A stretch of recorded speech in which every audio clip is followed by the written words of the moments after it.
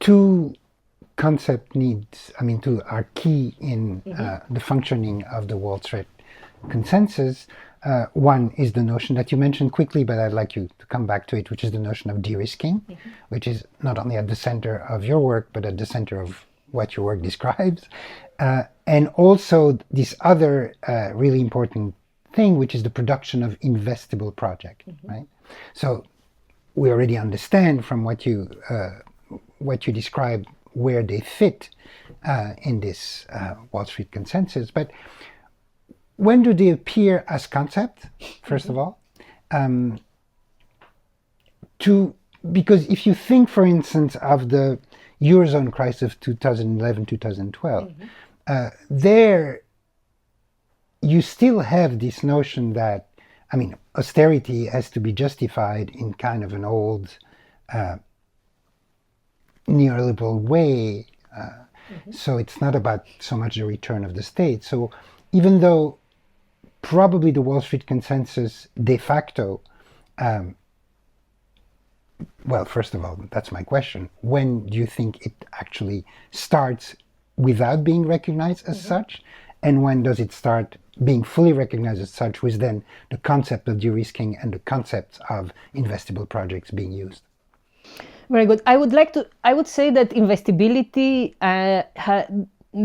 has been a kind of neoliberal, in a sense, an obsession and a priority and a problem of the neoliberal state since the collapse of the Bretton Woods system and the ideological victory of monetarism. So I would say, if I was to kind of historicize the Wall Street consensus, there are pillars or dynamics of the consensus that start as early as the 1980s, and I like to think of them as a kind of, there is let's call it a social bargain with financiers that starts in the 1980s, and the macro bargain with financiers that also starts in the 1980s. And that second bargain is a bargain around or a pact around investability of government bonds. So in a sense, it is kind of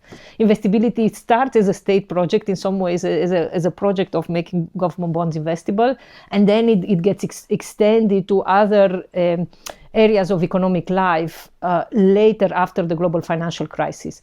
And let me try to elaborate a bit. What do I mean by this investability pact? And here, in many ways, if you can read monetarism in many different ways, right? Milton Friedman,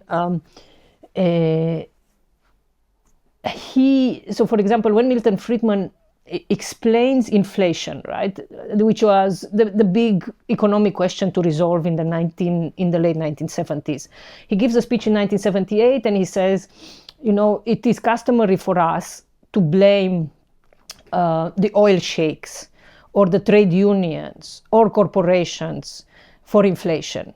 But oil sheikhs don't produce inflation, corporations don't produce inflation, trade unions don't produce inflation. What produces inflation is Washington. Inflation is produced in Washington by the government, who gets access to the printing press and creates money, and this money, this excessive money creation, it basically generates inflation. So this is an account to me of inflation as a political problem and as a money creation problem that requires institutionally a divorce between monetary and fiscal policy, right? It's a if you can think about it, there was a Keynesian marriage between the two, in which the central bank, and this goes even before Keynesianism, the central bank was a fiscal agent of the state, and it had overt or implicit responsibilities for preserving or defending borrowing costs or keeping borrowing costs low for the state throughout.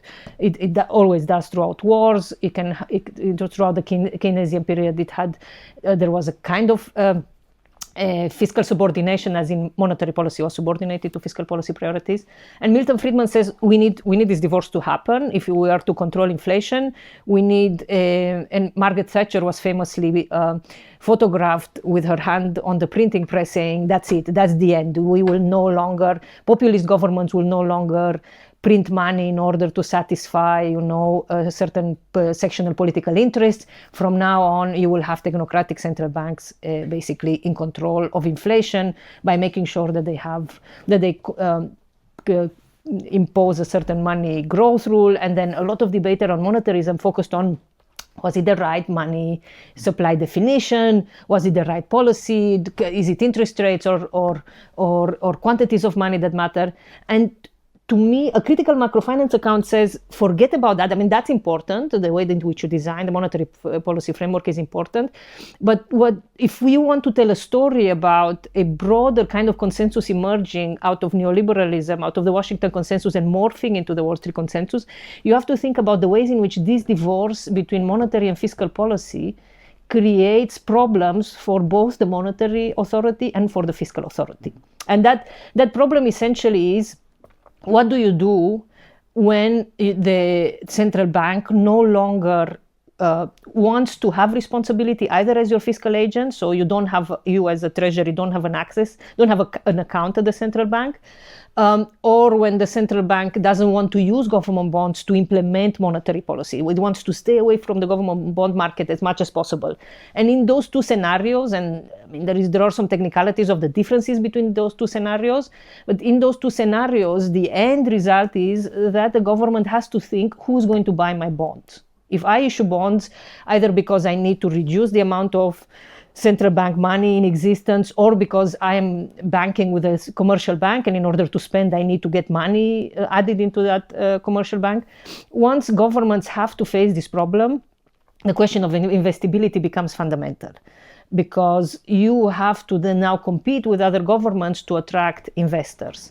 And how do you generate liquidity for your government bond market becomes very important. And here where the pact with financiers matters, because in the 1980s and 1990s, we see governments everywhere giving the financiers in what we call the repo market, in the market where you can finance government bonds by using them as collateral. It gives financiers free rein to design a set of rules and a set of practices that would create additional liquidity in that market.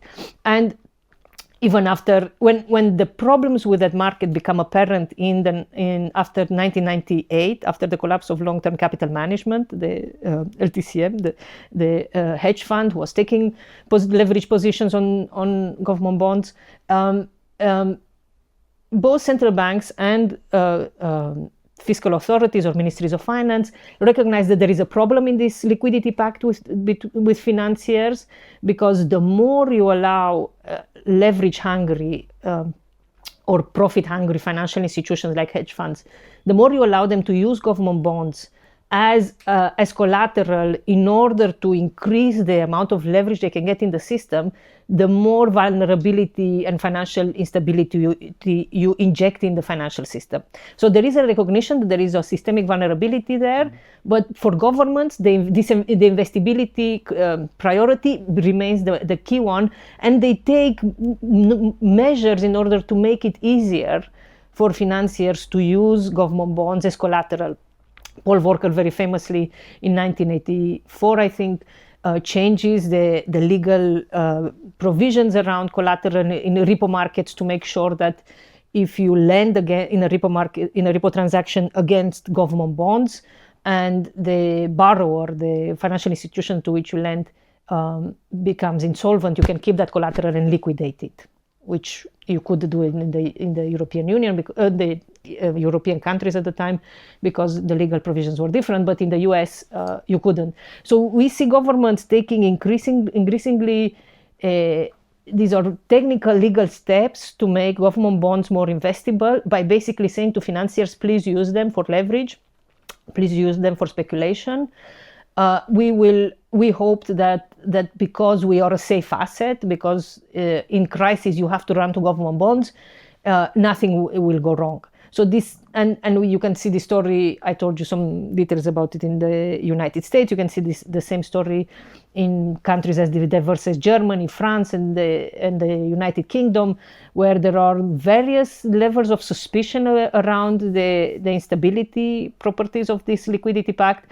But because this global competition for bond investors becomes fiercer and fiercer, basically governments everywhere kind of give into it. So investability has been there for a very long time. Central banks also contributed to it. It wasn't only governments. They had a kind of separate pact with repo financiers. Salomon Brothers is a very good example of a repo financier that was basically cuddled by both the central bank, by the Federal Reserve, and the U.S. Treasury after it cornered, or it kind of speculated with U.S. Treasuries in 1991.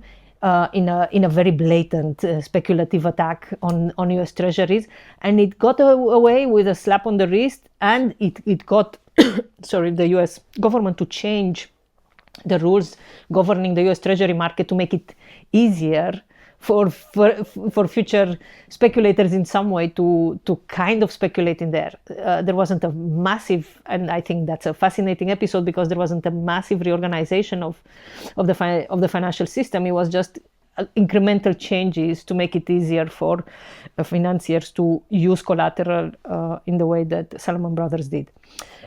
So for central banks, the problem was different, and the European Central Bank is a great example, and I'm going to use it because you mentioned the European sovereign debt crisis. And to me, the European sovereign debt crisis is a crisis of investability that is created, or whose roots are very much this investability pact that the European Central Bank did with repo financiers in the euro area during the 1990s and early 2000s. And the problem there for the ECB, like other central banks, is that they didn't want to use government bonds a lot to buy and sell. This is how you used to do interest rate policy. You would buy outright and you would sell outright government bonds. The problem of buying government bonds outright for a monetarist, independent central bank is that it looks like you're monetizing government debt. So they said, instead of doing that, we will use repos. We will use the same instrument that the governments are using in order to try to generate additional liquidity in their government bond markets and hopefully reduce the interest rates which they pay on their debt. We will use repos because this way, by giving banks loans over 2 weeks through a repo contract, we are not the legal owners of government bonds for more than those 2 weeks. It's a temporary change of ownership, but it's not monetary financing because the economic owner of those government bonds in a repo transaction remains the bank who is using them as collateral. It's a very clever instrument, and financiers are very clever, and you have to understand the technicalities to kind of go to the political economy aspects. And the European Central Bank did its best to try to use its collateral framework to achieve to resolve some of the political problems that a monetary union without a fiscal union had. And I think this is where the critical macrofinance is important analytically, because it asks us to understand, to think about the evolving relationship between the macroeconomic policy institutions and finance as solving particular problems of the state, not just resolve or kind of subordinating the state to the profit imperatives of the financial system. And in this case, the turn to repo markets and the turn to, or the encouragement of more market-based finance in Europe was the ECB's response to the political problem of how do I implement monetary policy for countries as diverse as Greece and Germany. And they said, and the ECB said, well, if everybody in finance treated Greek government bonds and German government bonds as the same collateral, then it's easier for me to do monetary policy. and to encourage them to treat the Greek government bonds and Greek government bonds as equal collateral, as the same country, basically. That was the intuition. They create a kind of synthetic fiscal union because the politics wasn't there for a real one. The ECB treated Greek government bonds and German government bonds as equal collateral in its collateral portfolio. So if you were an Irish bank, you could go to the ECB and say, okay, if I give you Greek bonds or Greek sovereign bonds, or if I give you German government bonds, is the same. I will get the same. The terms of the borrowing would be the same regardless of collateral. And the ECB thought this was a very clever solution. Nobody noticed it because look how long it took me to explain this to you. And in general, there were a couple of Dutch economists who complained about it, and Jean-Claude Trichet in 2005 had to go to the European Parliament and say, well, we are not, because of course the charge against this is like kind of de facto subsidies for the weaker rated sovereigns. And Jean-Claude Trichet said, well, we are not subsidizing Greece, we are not giving special favors to Greece and other lower rated sovereigns, because we use in our framework, we have adopted the practices of investability that private finance has. We mark this collateral to market and we make margin calls. And this turned out to be very, very damaging during the European sovereign debt crisis, because the ECB's collateral framework was basically amplifying what we call procyclical pressures. It was amplifying a liquidity run or a run on Greek collateral when it had to do the opposite, right? And we see there the consequences of an investability pact. And we also see with that, once you enter an investability pact with financiers, in which your ability to meet political commitments to your voters relies to a certain extent on that investability pact holding throughout good times and bad times, right? Because if it doesn't hold throughout bad times and you see your government bond borrowing costs increasing, you're going to completely, any kind of political project will very quickly collapse under these conditions. And you can think about today is the 11th of April. Yes, 2 days ago we saw how easily bond markets intimidate politicians. They intimidated the Trump administration, and we didn't some didn't expect. I thought it's kind of easy to intimidate it with that. And what we saw in 2011, 2012 is the investability pact reaching its logical conclusion, which is the deeper the entanglement between the state and private finance in the government bond market, the more the more it requires the state to accommodate and to support investability throughout good and bad times. And that's where the term de-risking and the practice of de-risking became normalized even before 2015. It became normalized in government bond markets when central banks said, okay, I'm just going to go and buy government bonds during bad times when nobody wants to buy them. I will buy them and preserve their investability. So this is how critical macrofinance thinks very differently about quantitative easing. It thinks very, very differently about the purchase of government bonds by central banks during periods of market tension in 2008, 2009, then during the COVID pandemic. These are not interventions designed to support governments. These are interventions designed to uphold the investability pact that historically was developed as a response to or as a solution to the specific institutional problems that the neoliberal divorce between monetary and fiscal policy created. And incidentally, it was very fascinating to me 2 days ago when Trump explained why he had decided to basically pause the very substantive tariffs on all countries except China.